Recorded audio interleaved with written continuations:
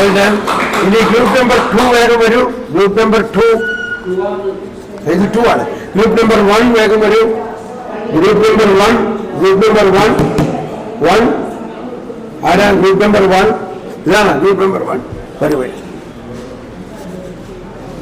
കുറച്ചുകൂടി ചുരുക്കി പറയാൻ നന്നായിരിക്കും കേട്ടോ, നമ്മൾ എല്ലാവരെയും ഉൾക്കൊള്ളാൻ.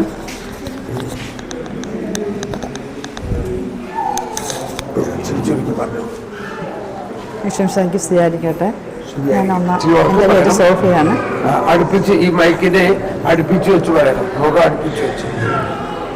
ഞങ്ങളുടെ ഒരു കൂട്ടത്തിലുണ്ടായിരുന്ന ഒരു സഹോദരിയെ നോക്കിയപ്പോൾ നടുവേദന സ്ഥിരീകരിച്ചു. ശരീരത്തിൽ കുത്തിയുള്ള വേദനയും ഞാൻ ട്രാൻസ്ലേറ്റ് ചെയ്യുമെന്ന് തോന്നണേക്കോ. ഇച്ചിരി ശബ്ദം തുറക്കെ ഒന്ന് പറയണം. നമുക്കൊന്ന് പ്രാർത്ഥിച്ചാലോ? പരിശുദ്ധാത്മാവെ കൂടുതൽ ശബ്ദം തരാൻ പ്രാർത്ഥിക്കണം. Hallelujah, hallelujah. എല്ലാവരും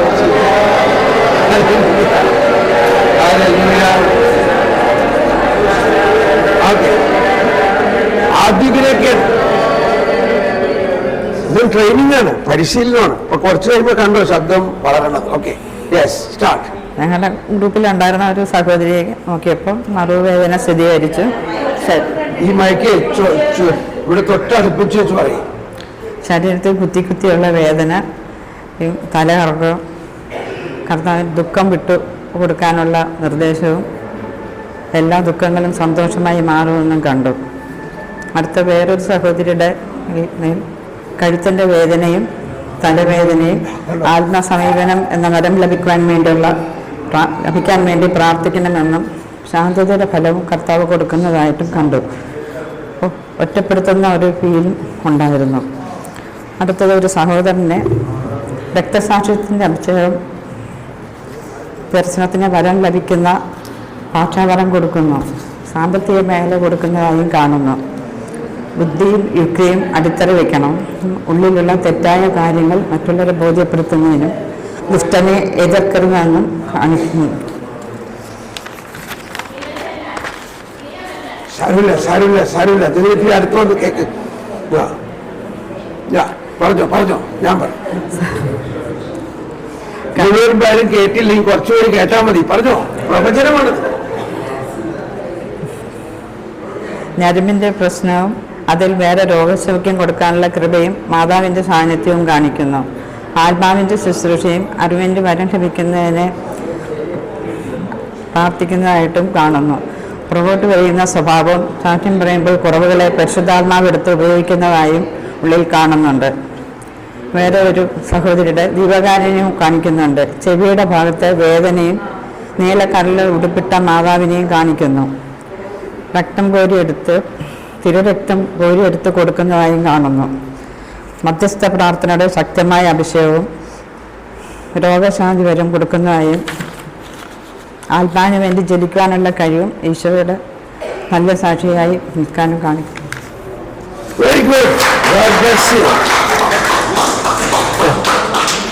Group number 3 വേഗം വരൂ.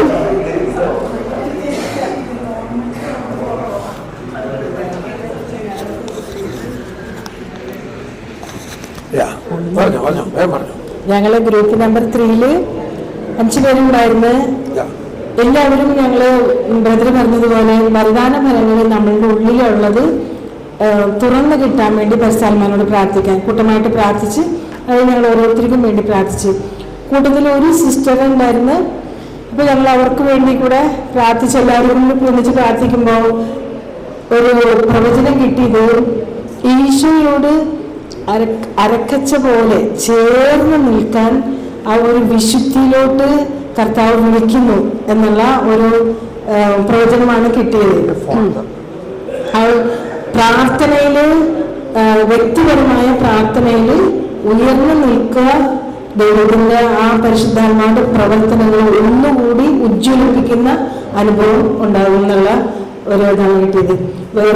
ഞങ്ങൾ വേറൊരു വ്യക്തിക്ക് വേണ്ടി പ്രാർത്ഥിച്ചപ്പോൾ ആ വ്യക്തിക്കും പ്രാർത്ഥനാ വരം കർത്താവ് മധ്യസ്ഥ പ്രാർത്ഥന വരം കൊടുക്കുന്നത് അത് ആദ്യം നമ്മുടെ കുടുംബത്തിൽ തന്നെ കൊടുക്കുന്നതിനായിട്ട് ആ വ്യക്തിയുടെ ഉള്ളിലുള്ള പ്രാർത്ഥനാ വരം ജ്വലിപ്പിക്കാൻ പലതരത്തിലുള്ള പിതാവ് നടാത്ത ചെടികൾ കൊണ്ട് അതിനെ പിഴുതെറിയണം എന്നുള്ള ഒരു ബസ്സന്മാരുടെ വെളിപ്പെടുത്തലാണ് കിട്ടിയത്.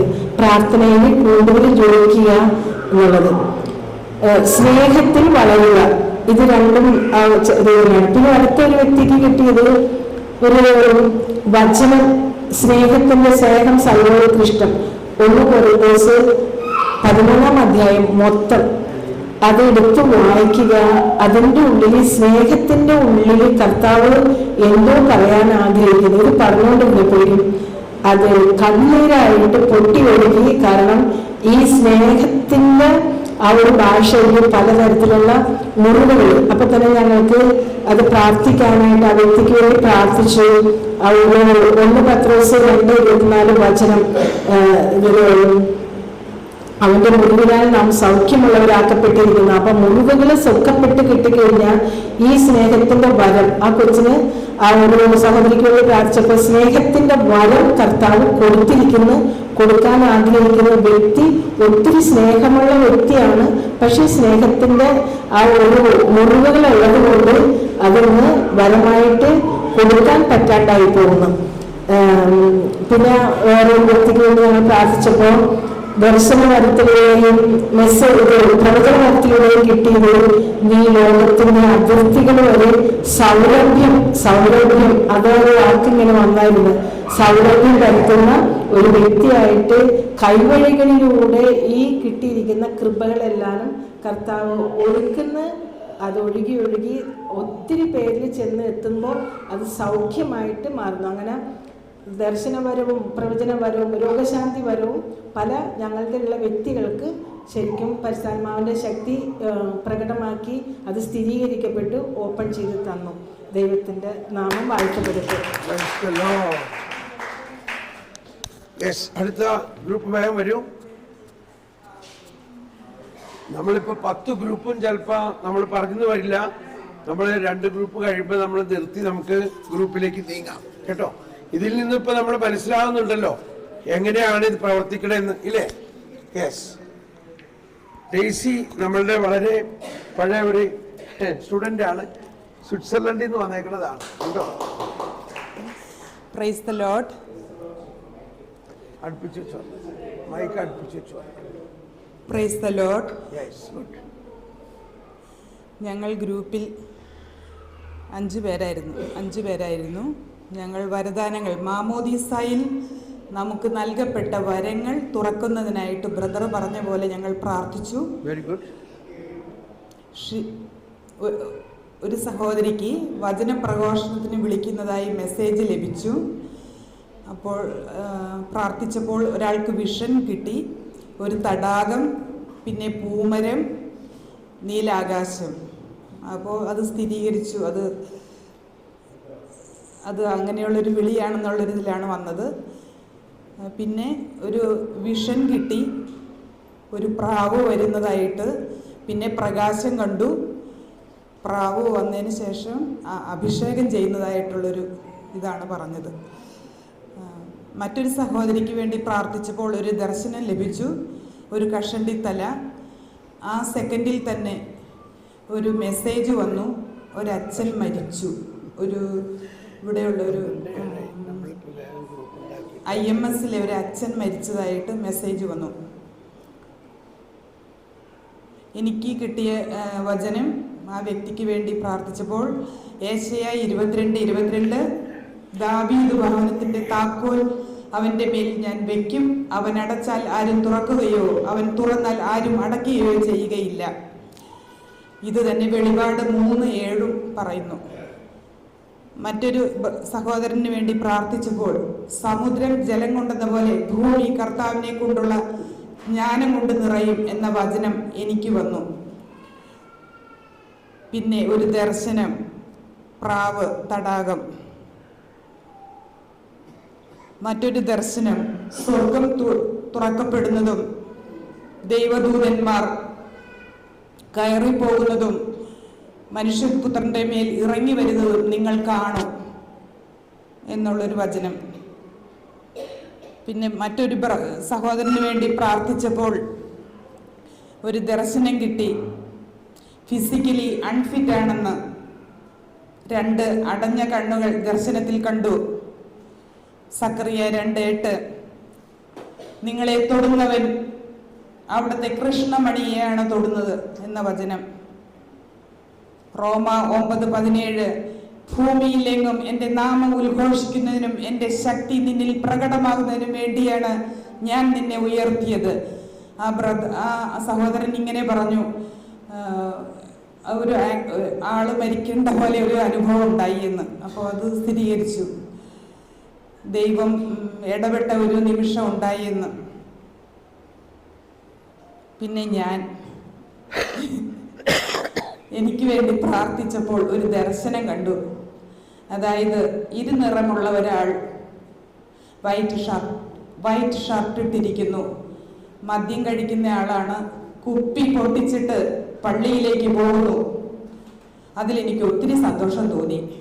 ദൈവത്തിന് നന്ദി, 1000 സ്തുതി, സ്തോത്രം, നന്ദി, സ്തുതി. Hallelujah, hallelujah, hallelujah. കുപ്പി പൊട്ടിച്ചു എന്ന് പറഞ്ഞാൽ കുപ്പി ഡിസ്ട്രോയ് ചെയ്തെന്നല്ലേ അർത്ഥം? അതെ. കുപ്പി പൊട്ടിക്കാന്നുള്ളതിന് വേറെ അർത്ഥമുണ്ട്. കുപ്പി പൊട്ടിച്ച് കളഞ്ഞു, അതാ പള്ളി പോയി. ഓക്കെ, ഇനി നമ്മളൊരു പണി ചെയ്യാം. ഇപ്പോ ഇത്രയും ടെസ്റ്റ് പണികളിലൂടെ നമ്മൾ മനസ്സിലാക്കിയല്ലോ ഇതെല്ലാവരിലും പ്രവർത്തിക്കുന്നു മനസ്സിലായില്ലേ? ഇനി നമ്മൾ ചെയ്യേണ്ടത് ഇത് പ്രാക്ടീസ് ചെയ്യണം. മനസ്സിലായോ? Practice makes perfect. നമ്മൾ സൈക്കിൾ ഓട്ടാൻ പഠിച്ചു, അല്ലെങ്കിൽ വണ്ടി ഓടിക്കാൻ പഠിച്ചു, നമ്മൾ പ്രാക്ടീസ് ചെയ്താലേ നടക്കുള്ളൂ. അപ്പൊ ഇതുപോലെ ഒരു വാതാവരൺ ഹിന്ദി ആയിപ്പോയി അല്ലേ? വാതാവരൺ, ഒരു അറ്റ്മോസ്ഫിയർ. നമ്മൾ ഈ വരദാനം പ്രവർത്തിക്കുന്നതിന് ആവശ്യമായത് ഒരു അറ്റ്മോസ്ഫിയർ വേണം. എല്ലാവരും ശ്രദ്ധിക്കണം. എന്താണ് ഈ അറ്റ്മോസ്ഫിയർ എന്ന് പറഞ്ഞാൽ മനസ്സിലായോ? അറ്റ്മോസ്ഫിയർ എന്ന് പറഞ്ഞാൽ, അറ്റ്മോസ്ഫിയർ എന്നുള്ള മലയാളം എന്താ?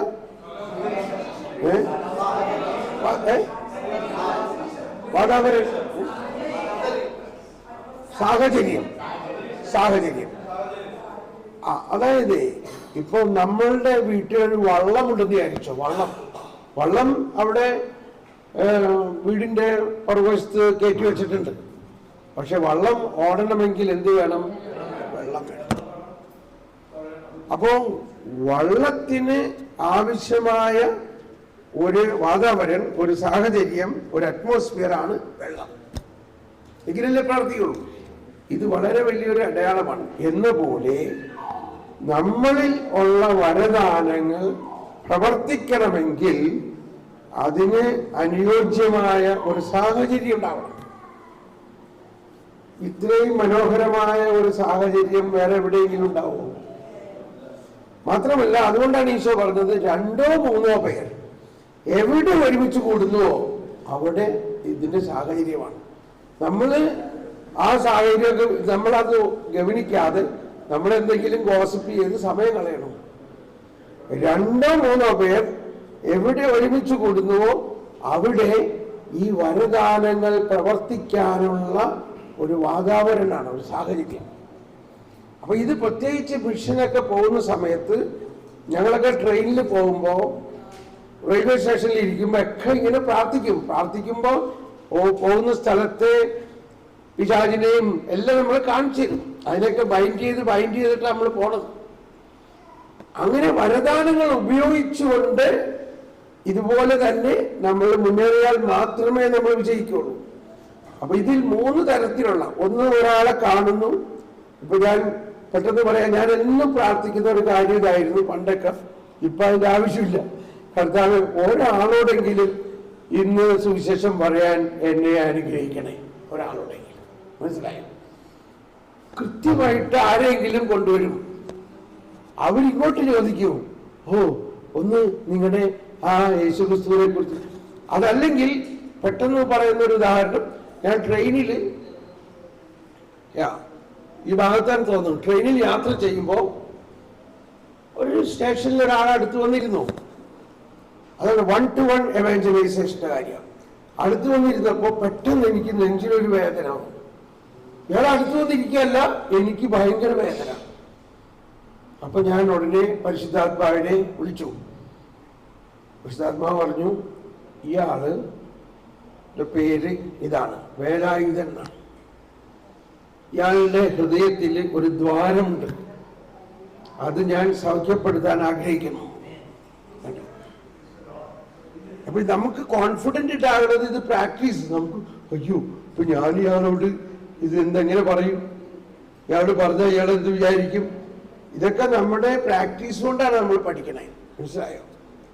അപ്പോ സമയമില്ല, ഇയാൾ ചിലപ്പോൾ അടുത്ത സ്റ്റേഷനിൽ ഇറങ്ങി പോവാം. മനസ്സിലാവുണ്ടോ? അതാണ് അർജൻസി എന്ന് പറയുന്നത്. അപ്പൊ ഞാൻ ഇയാളുടെ മുഖത്ത് കരുണയോടെ നോക്കി, സ്നേഹത്തിൽ നോക്കി.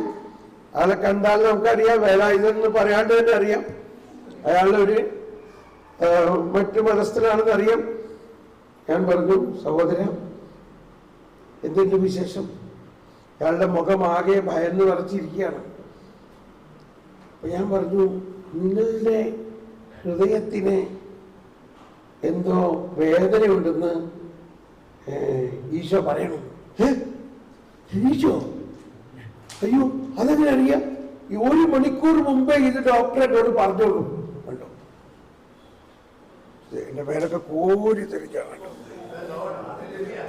അപ്പൊ ഇയാൾക്ക് യേശു ജീവിക്കുന്നു എന്നുള്ളതിന് ഇനി വേറെ എന്തെങ്കിലും അടയാളം വേണം. നിങ്ങളോട് പറഞ്ഞ, നിങ്ങളുടെ ഉള്ളിൽ വസിക്കുന്ന ഈശോ ആണ് എന്നോട് ഇത് പറയണേ. മാത്രമല്ല, ഈശോ നിങ്ങളിൽ വസിക്കുന്നു എന്ന് മാത്രമല്ല, നിങ്ങളെ സ്നേഹിക്കുന്നു, നിങ്ങളെ സൗഖ്യപ്പെടുത്താൻ ആഗ്രഹിക്കുന്നു.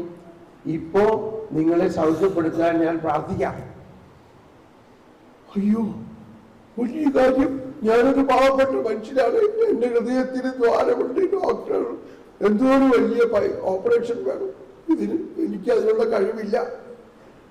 ഞാൻ പ്രാർത്ഥിച്ചു. പൂർണ്ണമായിട്ട് കർത്താവ് സൗഖ്യപ്പെടുത്തി ഞാൻ വിശ്വസിക്കുന്നു. ഇതിന് പറയണു, 5 മിനിറ്റ് കഴിഞ്ഞപ്പോ അയാളുടെ സ്റ്റോപ്പ്, അയാൾ ഇറങ്ങിപ്പോയി. അപ്പൊ ഇത്രയും സമയത്തിനുള്ളിൽ ഇയാളിൽ കർത്താവ് അത്ഭുതം നടത്തി എന്നുള്ളതാണ് മനസ്സിലാക്കേണ്ടത്. സുവിശേഷത്തിലെല്ലാം നമ്മൾ കാണുന്നത് ആ കുഷ്ഠരോഗി യേശുവിന്റെ അടുത്ത് വന്നു, കർത്താവേ അങ്ങ് എന്നെ ശുദ്ധനാക്കാൻ കഴിയും, മനസ്സുണ്ടെങ്കിൽ എന്നെ ശുദ്ധനാക്കൂ. എന്നിട്ട് എഴുതിയിരിക്കുകയാണ്, എനിക്ക് മനസ്സുണ്ട്, നിനക്ക് ശുദ്ധി വരട്ടെ. എന്നിട്ട് അവിടെ എഴുതിയിരിക്കുകയാണ്, തൽക്ഷണം അവൻ ശുദ്ധി വന്നു. തൽക്ഷണം. ജർമ്മൻ ഭാഷയിൽ ഇങ്ങനെയാണ്, ഇൻ ദാറ്റ് ഔഗൻബ്ലിക്ക്, അത് കണ്ണ് ചിമ്മുന്ന നേരം കൊണ്ട് അവൻ ശുദ്ധനായി. തൽക്ഷണം. ഇതൊക്കെ നമ്മൾ അക്ഷരാർത്ഥത്തിൽ വിശ്വസിക്കണം. തൽക്ഷണം. അവിടെ 3 കാര്യമാണ്. ഒന്ന്, കർത്താവ് മനസ്സുകൊണ്ട് അത് പറയുന്നു, ആഗ്രഹിക്കുന്നു. എനിക്ക് മനസ്സുണ്ടെന്ന് പറഞ്ഞിട്ട് മനസ്സിൽ വെച്ചുകൊണ്ടിരിക്കുകയല്ല, അത് ശബ്ദമായിട്ട് പറയുന്നു. മാത്രമല്ല, ഒരു കുഷ്ഠരോഗിയെ തൊടാൻ പാടില്ല എന്നുള്ള നിയമമുള്ള അവസരത്തിൽ അവനെ ആ നിയമത്തെല്ലാം ലംഘിച്ചുകൊണ്ട് കുഷ്ഠരോഗിയെ തൊട്ട് സുഖപ്പെടുത്തുന്നു. 3 കാര്യം. ഒന്ന്, അവന്റെ മനസ്സുണ്ട്, അവന്റെ ശബ്ദമുണ്ട്, അവന്റെ പ്രവൃത്തിയുണ്ട്. അപ്പൊ ഇങ്ങനെ ഈ സുവിശേഷങ്ങളിൽ 42 സൗഖ്യ പ്രാർത്ഥനകളുണ്ട്, അത്ഭുതങ്ങൾ ഈശോ ചെയ്തിട്ടുണ്ട്.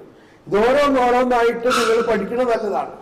ഇല്ലെങ്കിൽ ഞാൻ ചെയ്ത, അല്ലെങ്കിൽ നമ്മുടെ ഗ്രൂപ്പിലൂടെ ഉണ്ടാക്കിയ അനിമേഷൻ ഫിലിമിന്റെ പേരാണ് ജീസസ് വണ്ടർ അനിമേഷൻ. അത് യൂട്യൂബിലുണ്ട്. ജീസസ് വണ്ടർ അനിമേഷൻ അടിച്ചാൽ കിട്ടും.